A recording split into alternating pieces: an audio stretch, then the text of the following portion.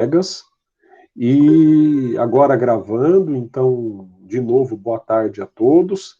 Eu vou me dirigir ao meu material para que nós possamos avançar tratando do tema dos significados da palavra direito. Bom, temos aqui o link para o texto em que eu trato desses significados. Existem 5 grandes significados para a palavra. A primeira reflexão que eu preciso fazer com vocês é a de que a palavra direito é uma palavra polissêmica. Então, a palavra direito é uma palavra marcada pela polissemia. O que é a polissemia? É o fenômeno em que uma mesma palavra possui diversos significados. Então, eu encontro esse fenômeno com algumas palavras, quer dizer, o mesmo som remete a muitos significados. Polissemia, então, muitos significados. Pois a palavra direito justamente é uma palavra polissêmica. Também, nesse começo de reflexão, eu saliento que a palavra direito, às vezes, indica as partes de um fenômeno, o fenômeno como um todo e a própria ciência que estuda esse fenômeno. Permitam-me, então, exemplificar, ainda que abstratamente. Imaginem um fenômeno qualquer e eu crio uma ciência para estudar o fenômeno. Imagine um fenômeno X e eu crio uma ciência, que será a ciência Y, para estudar o fenômeno. Então, imagine um fenômeno, a aparência, a descrição do corpo humano. Imagine uma ciência que vai estudar a aparência e a descrição do corpo humano. Essa ciência chama-se anatomia. Então, a anatomia é uma ciência que estuda um fenômeno. O fenômeno tem um nome, a ciência tem outro nome. Bom, no caso do direito, o nosso problema começa porque tanto a ciência quanto o fenômeno têm o mesmo nome. O fenômeno se chama direito. E a ciência que estuda o direito também se chama direito. Para piorar, então, se eu falo que há um fenômeno, a aparência do corpo humano, daí eu mostro para vocês o corpo humano. E eu digo, olha, esta é a cabeça, as mãos, os braços, as pernas, cada parte do corpo humano tem um nome diferente. Então existe o corpo, cada parte do corpo recebe um nome que não é corpo. Cabeça, mão, tronco, pernas. E a ciência tem um outro nome ainda, que é a anatomia, que estuda esse fenômeno. Bom, imagine a sociedade.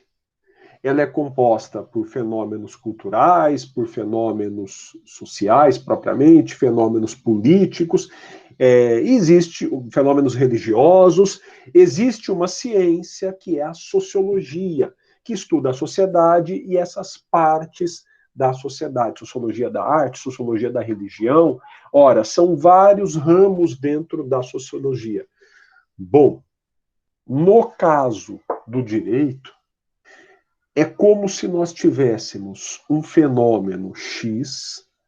Então eu digo para vocês, vejam, este é o fenômeno X. Ele é composto por 4 partes. Cada uma das partes do fenômeno X chama-se X. Esta é a parte X, esta é a parte X, esta é a parte X e esta é a parte X. São partes diferentes. Mas eu também chamo de X. E pior, a ciência que estuda X, que é composto por X, X, X e X, chama-se X. Tá, deixa X de lado. O que é o direito? É um fenômeno. É um fenômeno composto por partes. Cada parte do direito se chama direito. Direito subjetivo, direito objetivo, direito justiça. Todo o fenômeno é o direito. Cada parte do fenômeno é o direito. E a ciência que estuda esse fenômeno é o direito. Meus caros, minhas caras, a polissemia do direito abre as portas para confusão.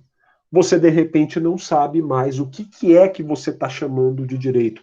Que parte do fenômeno você está chamando de direito. Deixa eu voltar para a minha imagem, né, para ficar um pouquinho mais claro o que eu quis dizer para vocês. Bom, tudo isso que está aí na tela é o direito. O direito é um fenômeno social. Esse fenômeno social é composto por várias partes. Então, tudo isso que está aí é o direito. O que é o direito? É um fenômeno em que há fatos, valores e normas. Então, o direito é um fenômeno em que, no campo dos fatos, existem relações sociais. Nessas relações sociais, existem pessoas que têm poderes e pessoas que têm deveres. Claro, poderes e deveres recíprocos, tá? Mas existem pessoas que têm poderes e pessoas que têm deveres.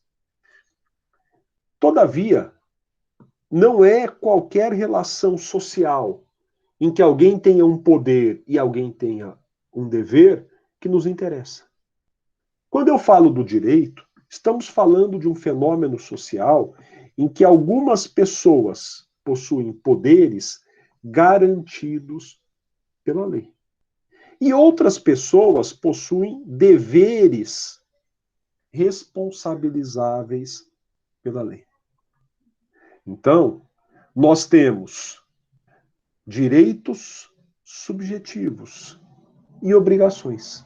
Nesse fenômeno, as leis compõem o que nós chamamos de direito objetivo. E os valores, a ideia de justiça, também podem ser chamados de direito. Portanto, o direito é, antes de tudo, um fenômeno social em que há fatos, valores e regras. No plano dos fatos, relações sociais, em que pessoas têm direitos subjetivos. No plano das regras, nós temos o direito objetivo. E no plano dos valores, nós temos o valor justiça. Todo esse fenômeno é estudado por uma ciência, que também se chama direito. Então, esse fenômeno, como um todo, é um fenômeno social chamado direito. O que é o direito? É um fenômeno social. É um fenômeno social composto pelo direito e pelo direito. E estudado pelo direito. Bom, nós temos aí a tremenda confusão dos significados da palavra direito. Então, reitero, a palavra direito é polissêmica. Ela significa, ao mesmo tempo, um grande fenômeno social, as partes desse fenômeno social e a ciência que estuda o fenômeno social. De antemão, já podemos enxergar na palavra direito dois usos diferentes. A palavra direito tanto pode aparecer no sentido subjetivo, quanto no sentido objetivo. Vamos falar agora de cada uma dessas partes do fenômeno direito e das palavras que designam cada uma delas. Portanto, primeiro, o direito é um conjunto de regras. Primeiro significado da palavra direito é conjunto de regras. O direito é um fenômeno social composto por regras. As regras também são chamadas de direito. Então, nesse sentido, nós temos o que se chama de direito objetivo. É o direito que está objetivado, materializado nas regras, nas normas jurídicas. A palavra direito, no sentido objetivo, significa, portanto, norma, regra, lei, mas também normas, regras e leis. Você pergunta para alguém: você conhece o direito brasileiro? Ora, essa pergunta está se referindo ao fenômeno social objetivo, que é o direito objetivo, ao conjunto de regras. Quando você pergunta para alguém: você conhece o direito brasileiro? É como se você perguntasse: você conhece a legislação brasileira? Então, a primeira significação da palavra direito é regras ou conjunto de regras, lei ou legislação. Vejam exemplos desse uso. O direito brasileiro proíbe o furto. O direito brasileiro proíbe o furto. O que é o direito aqui? As regras. A legislação brasileira proíbe o furto. Segundo exemplo, o direito permite o uso da propriedade. Ora, na verdade, direito aqui significa direito objetivo. A lei ou as leis permitem o uso da propriedade. Terceiro sentido, ou terceiro uso no mesmo sentido, perdão, o direito obriga ao pagamento de impostos. Então, aqui a palavra direito também significa lei ou legislação. A legislação obriga ao pagamento de impostos. É muito comum nós usarmos a palavra direito nesse sentido. Então, a palavra direito objetivo, a expressão direito objetivo, significa que a palavra direito está sendo usada no sentido de regra ou regras. E ela se contrapõe à expressão que vamos ver na sequência, que é direito subjetivo. Bom, nós temos alguns usos muito tradicionais da palavra direito no seu sentido objetivo. Direito positivo é o conjunto de normas que são elaboradas por meio de decisão de autoridades. Então, direito, na expressão direito positivo, significa conjunto de regras. Essas regras, não é o caso agora de estudarmos isso, são postas. Nós já falamos da contraposição direito positivo e direito natural. Ora, o direito positivo aqui significa que o positivo significa que as regras são criadas por decisão de autoridade. Aí, desculpem, a contraposição está aqui. Direito natural. Então, a contraposição, direito positivo, direito natural. O natural significa que deriva da natureza. E o direito é usado no sentido objetivo, conjunto de normas. Em ambos os casos, então, direito positivo e direito natural, a palavra direito significa conjunto de normas. E ainda, direito estatal, conjunto de normas que são criadas pelo Estado. Ou, então, direito brasileiro, conjunto de regras brasileiras criadas pelo Estado brasileiro. Direito costumeiro, conjunto de regras que deriva dos costumes. Temos, portanto, várias expressões. Aqui eu não estou preocupado com o sentido da outra palavra que compõe a expressão. Eu só quero mostrar para vocês que em todos os casos a palavra direito tem o mesmo significado, que é conjunto de regras. Pessoal, tudo bem por enquanto? Então, nós estamos aqui falando do primeiro sentido da palavra direito, além do fenômeno como um todo, né? O fenômeno como um todo é chamado de direito, mas dentro do fenômeno, quando a gente usa a expressão direito objetivo, nós estamos nos referindo ao conjunto de regras. Claro, no direito, as regras muitas vezes são as leis, são as normas jurídicas. Então, são regras, leis ou a legislação. Alguma dúvida por hora? Eu insisto, estou andando no desenvolvimento dos significados da palavra direito. Tá? Muito obrigado aí pelo feedback, Camila e Francisca. Agora eu quero falar do segundo significado muito comum da palavra direito, que é o direito subjetivo. Então, a palavra direito pode se referir à parte do fenômeno que é composta pelos poderes garantidos que os indivíduos possuem. Não é qualquer poder que você possui que se torne um direito. Para que o poder que você possua se torne um direito, é necessário que haja uma norma jurídica reconhecendo esse poder.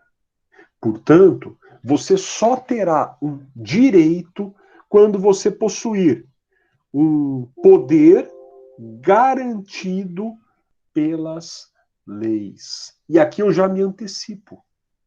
O direito objetivo é o conjunto de regras. O direito objetivo reconhece os direitos subjetivos. São duas faces da mesma moeda. Você tem um poder. Para que esse poder se torne um direito, ele deve ser reconhecido hoje no nosso sistema pelas leis. Então, a partir do momento em que o seu poder é reconhecido pelas leis, você pode dizer que você tem um direito. Por que esse direito é subjetivo? Porque ele pertence ao sujeito. O sujeito é o titular do poder. Ele é o titular do direito. Ninguém possui um direito objetivo. Então ele não é de ninguém, por isso ele é objetivo. As leis não são a rigor de qualquer cidadão. As leis regem o comportamento de todos. No momento em que a lei prevê que um poder é garantido, que um poder pode ser exercido por meio do judiciário, se necessário, esse poder é considerado um direito subjetivo. Alguns de vocês já estão aí avançadas no curso, vocês logo terão um escritório, vão receber um cliente. O que o advogado faz? Ele ouve o cliente e, a partir daquilo que o cliente diz, a cabeça do advogado começa a pesquisar para saber se as alegações feitas pelo cliente são protegidas ou não pela lei.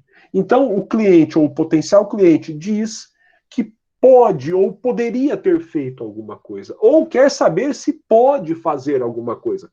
Você, para responder a ele, ao cliente, se pode ou não fazer alguma coisa, no sentido de uma resposta jurídica, vai pesquisar as leis. Se você encontrar uma lei que autorize o cliente a fazer aquilo, então você estará com mais segurança, com mais certeza, dizendo para o cliente que ele pode fazer porque ele tem um direito. O que significa isso? Se alguém impedir esse seu cliente de fazer aquilo que ele quer fazer, você pode acionar o Poder Judiciário, porque ele tem um direito subjetivo. Veja a grandeza e a significância do que eu estou dizendo. Não é qualquer poder social, não é qualquer poder social que pode ser considerado um direito. Quando olhamos para a sociedade, existem vários poderes. Existem poderes que derivam de grupos sociológicos, existem poderes que são criminosos, por exemplo, existem poderes que derivam de regras costumeiras, são vários poderes sociais. Alguns desses poderes têm amparo legal. E quando um poder tem amparo legal, ele se torna um direito subjetivo. Mas vamos esquematizar mais um pouquinho, vamos voltar aqui para o slide, para que vocês tenham essas reflexões por escrito, tá? Algumas delas. Então, o que é o direito subjetivo? É o poder, é a faculdade que pertence a uma pessoa. O direito subjetivo é do sujeito, por isso o subjetivo. Então, o direito subjetivo é o poder que uma pessoa, pode ser uma pessoa física, pode ser uma pessoa jurídica, possui em relação a um objeto.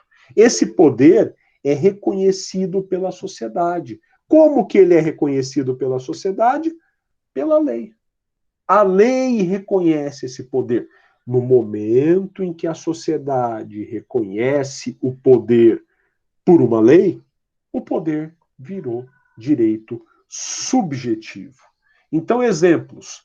O comprador tem o direito de receber a coisa comprada.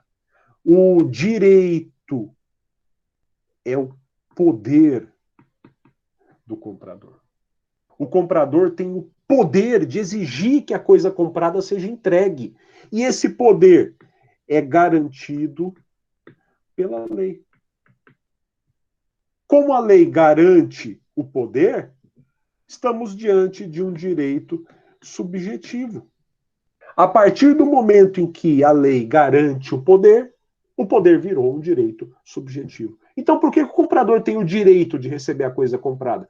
Porque se ela não for entregue, o comprador pode buscar a garantia por meio do Poder Judiciário. E o Judiciário vai forçar o vendedor a entregar a coisa. Outro exemplo, o credor tem o direito de comprar a dívida. O credor tem também o poder de cobrar a dívida. Se a dívida não for paga, o credor vai acionar o judiciário. O réu tem o direito de se defender. O réu tem o poder de se defender. Ele pode se defender. Esse poder é garantido pela lei. Se ao réu não for reconhecido o poder de se defender, o processo será nulo, o processo será inválido. Então, nesses três casos, pessoal, nós temos exemplos de pessoas, o comprador, o credor, o réu, que tem um poder. E esse poder é reconhecido pelas leis. A isso nós chamamos de direito subjetivo. É o poder garantido pelo Estado por meio das leis que pertence a um sujeito. Ora, o direito subjetivo, portanto, é o direito do sujeito. É o direito que tem um titular. Insisto, por isso o subjetivo. Ele tem um titular. Fique tranquila aí, Camila. Estou vendo sua mensagem só agora. Fique tranquila, eu estou gravando, tá? Daqui a pouco eu disponibilizo aí para você. Vamos avançar mais uns 20 minutos ainda, uns 30 minutos, tá? Portanto, pessoal, estou a dizer que a palavra direito é polissêmica. Poli muitos, semia-significados. Primeiro, a palavra direito significa lei, legislação, regra, conjunto de regras. Você conhece o direito brasileiro? Conheço, eu conheço a legislação brasileira. Eu conheço as regras do direito brasileiro. Eu estou falando do direito objetivo. Segundo significado da palavra direito, direito subjetivo. É o direito que pertence ao sujeito. O direito que tem dono. Por quê? Como assim? O sujeito tem um poder. O poder é dele. Eu tenho uma lapiseira. Ora, essa lapiseira me pertence. Eu tenho um poder sobre essa lapiseira. Eu posso usar, fruir, dispor da lapiseira. Portanto, eu tenho o poder de propriedade sobre a lapiseira. Meu poder sobre a lapiseira é garantido pela lei. Meu poder sobre a lapiseira é o direito subjetivo de propriedade. Então, quando falamos em direito subjetivo, estamos falando do direito que tem um dono. É o direito do sujeito. Em concreto, é o poder que o sujeito tem sobre uma pessoa ou sobre uma coisa. Esse é o direito subjetivo. Para saber se uma pessoa tem um direito subjetivo, você precisa verificar se ela tem um poder garantido pela lei. Bom, dizia eu que o direito objetivo reconhece, garante os poderes que viram o direito subjetivo. Existem dois tipos de direito subjetivo. O direito subjetivo pessoal e o direito subjetivo real. O direito subjetivo pessoal é aquele poder que se exerce diretamente sobre uma pessoa. Então, é o poder cujo titular exerce de modo direto sobre uma pessoa. Aquela pessoa sobre a qual recai o poder passa a ter um dever. Veja, aquele que tem o poder pode exigir alguma coisa. E aquele sobre o qual recai a exigência deve cumprir a exigência. Há uma relação jurídica entre eles. Imagine que haja uma relação contratual. Aqui eu tenho o credor, aqui eu tenho o devedor. O que o devedor tem que fazer? Ele deve se comportar para quitar a dívida, para adimplir. Olha, se um sujeito tem um dever e esse dever corresponde a um poder garantido pela lei, esse dever se torna um dever responsabilizável. O que acontece? Se o credor, perdão, se o devedor não cumprir o seu dever, ele poderá ser responsabilizado perante a lei. O credor vai procurar o Poder Judiciário e vai pedir que o Poder Judiciário condene o devedor, ou seja, responsabilize o devedor. Olha, no polo ativo, eu tenho o titular do direito subjetivo. No polo passivo, eu tenho o titular de uma obrigação. A pessoa tem uma obrigação quando ela tem um poder responsabilizável, um poder que, perdão, um dever responsabilizável, um dever que pode ser exigido judicialmente. Portanto, nós temos dois polos, pessoal, direito objetivo e direito subjetivo. Mas o direito subjetivo se espelha numa obrigação. Quem tem uma obrigação deve algo ao titular do direito subjetivo.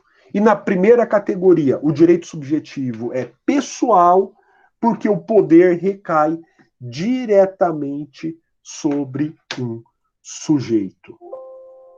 Bom, agora eu acrescentei que temos o direito subjetivo, pessoal e real. O que é o direito subjetivo?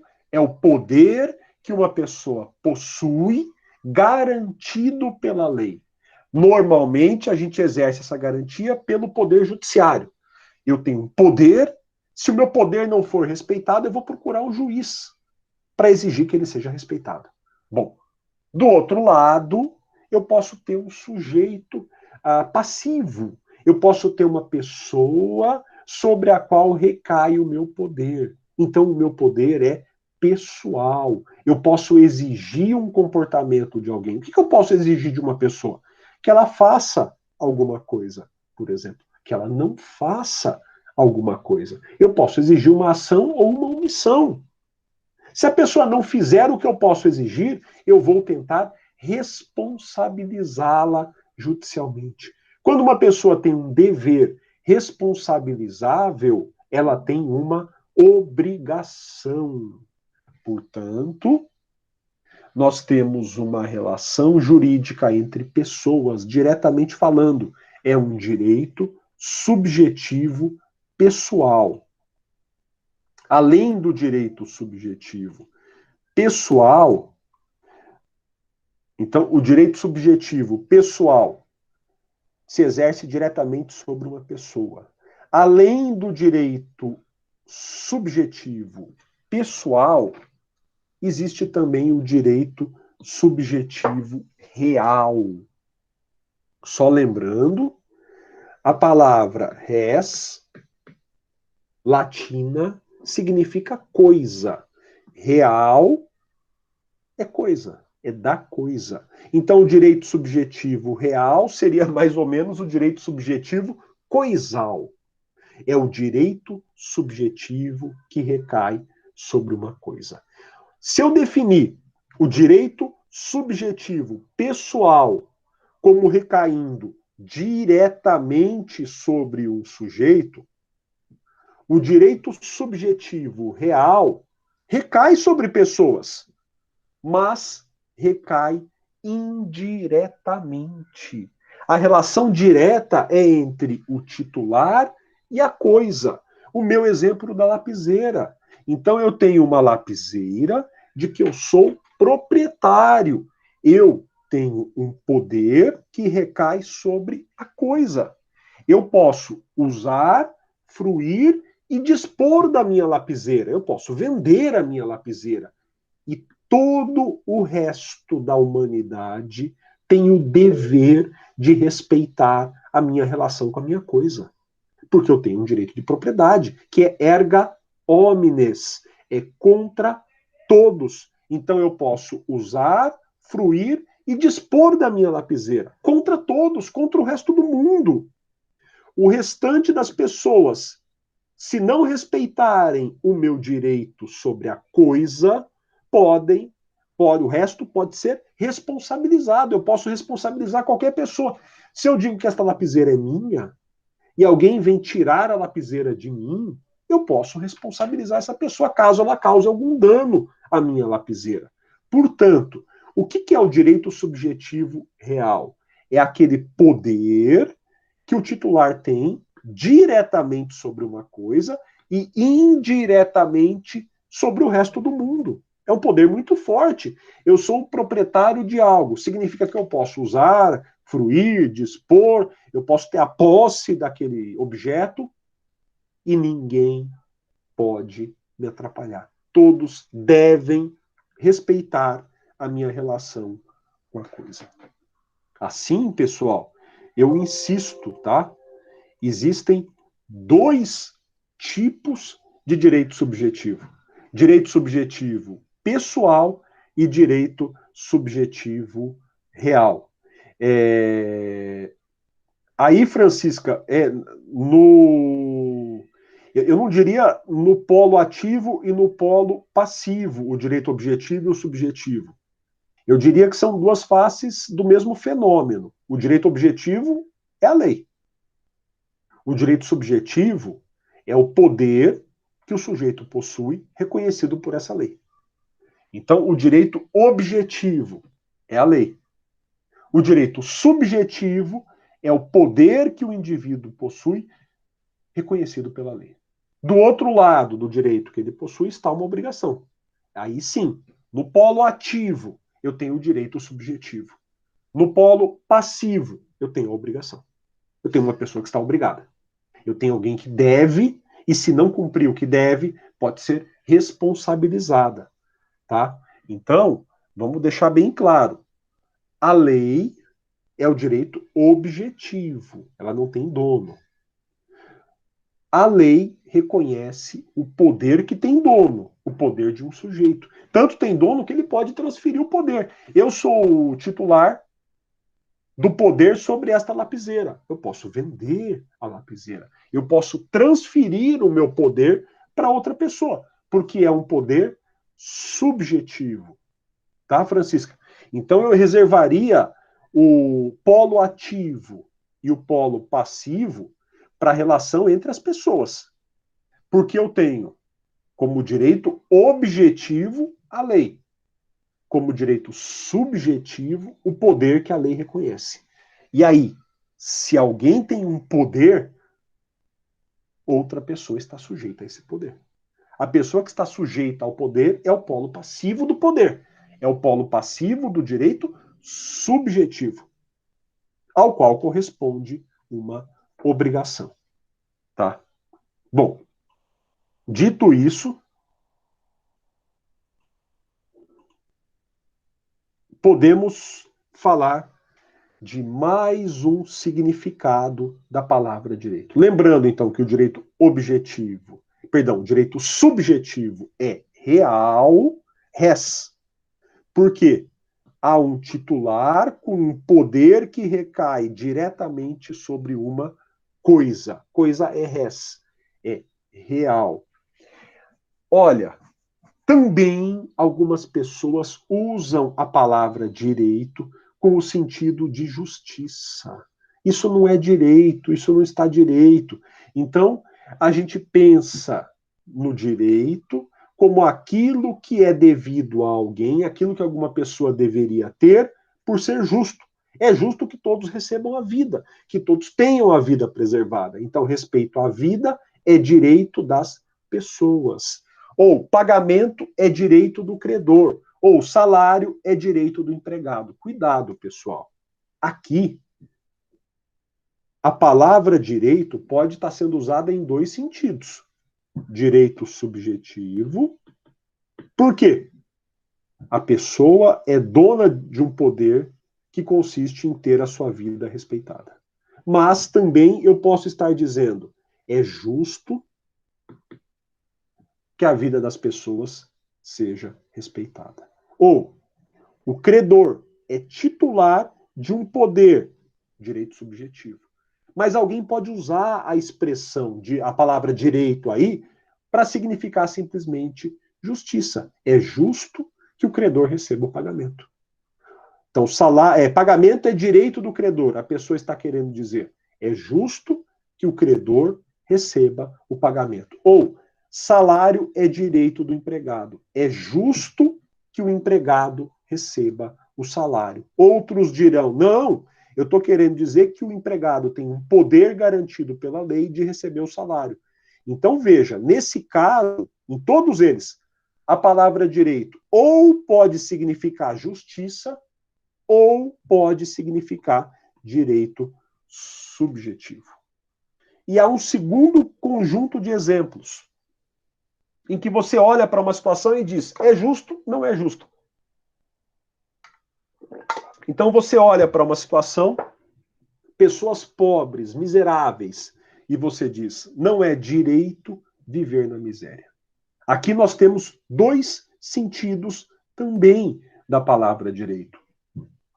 Não está de acordo com as leis, direito objetivo, viver na miséria.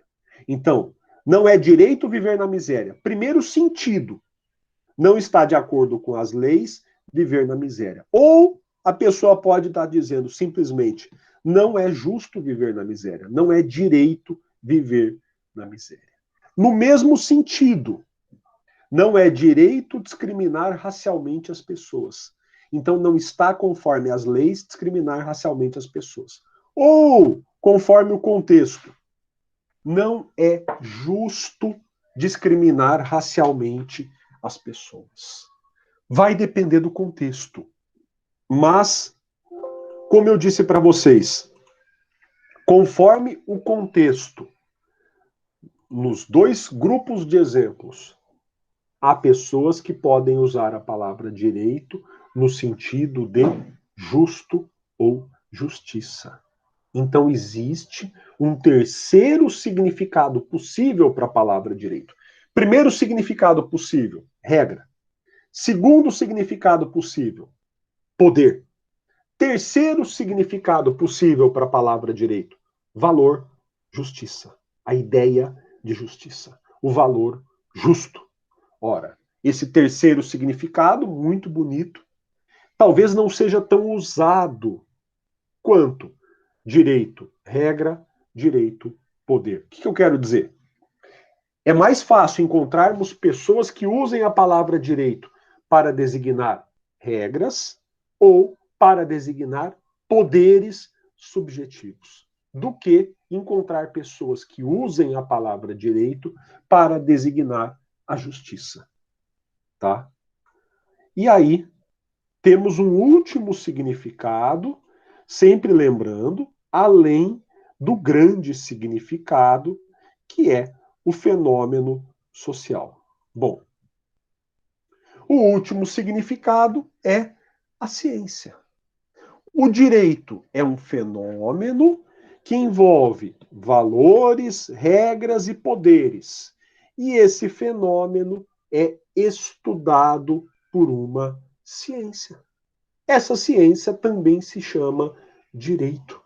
Portanto, a ciência do direito estuda as regras, direito objetivo, estuda os poderes, direito subjetivo, estuda a justiça, direito justo. Essa ciência do direito é feita pela gente. Professores, pesquisadores, estudantes. Quando alguém fala estudo direito, a palavra direito aqui quer dizer ciência do direito. A pessoa estuda os autores que estudaram o direito. Ela estuda o modo de enxergar o direito. Quando a pessoa se forma em direito, ela se formou em quê? Na ciência do direito. Quando alguém diz, eu sou doutor em direito, essa pessoa está dizendo que fez doutorado na ciência do direito. Ela defendeu uma tese na ciência do direito. Daí, pessoal, nós voltamos ao começo. O direito é um fenômeno social complexo. Esse fenômeno social é composto por poderes e deveres. Existem pessoas que têm poderes garantidos pela lei. Essas pessoas são titulares de direitos subjetivos.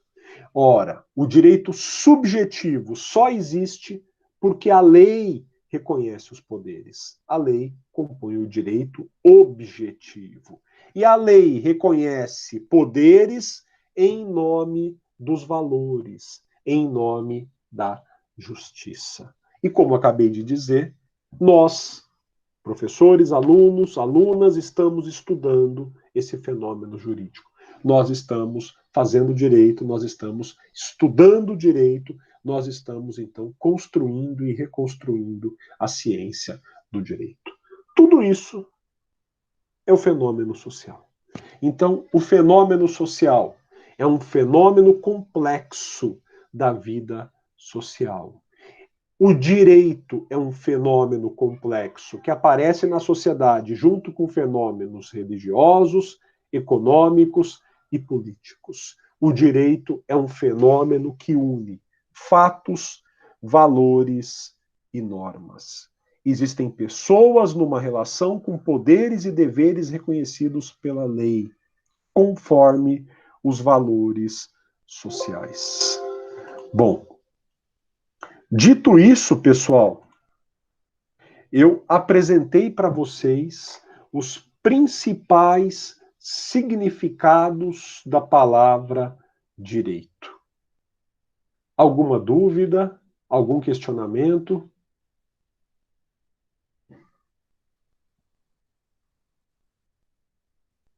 Com isso, nós terminamos o nosso. Obrigado, Francisca. Nós terminamos o nosso percurso da antiguidade.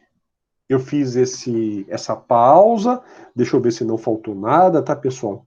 Pedindo licença, eu estou olhando aqui para o meu material, é isso mesmo. Então, nós terminamos o nosso percurso sobre a antiguidade. Agora, nós vamos começar a falar da Idade Média. Também vou fazer pausas como fiz agora, vou sair da rotina da exposição para falar de autores, para falar então de economia, política, sociedade, ou seja, para falar um pouquinho de tudo que esteja ligado ao direito. Se houver alguma dúvida, eu peço que se manifestem. Se não, muito obrigado. Estou interrompendo a gravação